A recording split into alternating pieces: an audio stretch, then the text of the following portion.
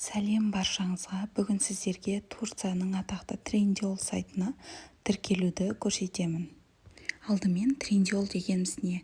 Trendyol дегеніміз Турцияның кез келген товарды бір штук сатып алуға болатын приложение.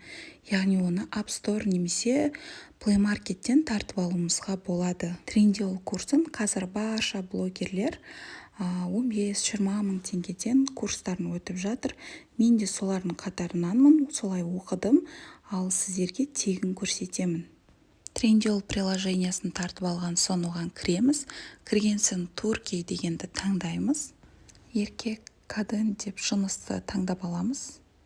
Кейін evet isterimді басамыз. Сосын экранда разрешить шығады, соны разрешить деп басамыз. Міне Trendyol сайтына кірдік. Енді біз Trendyol приложениясында регистрация жасауымыз керек. Ол үшін хесабым деген кнопканы басамыз. Тіркелу үшін біз Facebook, Google немесе Apple ID арқылы тіркелуімізге болады. Бұл жерде Google арқылы тіркелетін болсақ, ол жерде телефон номерімізді немесе Gmail почтаңызды жазуыңыз қажет. Мен бұл жерде Apple ID арқылы тіркелемін.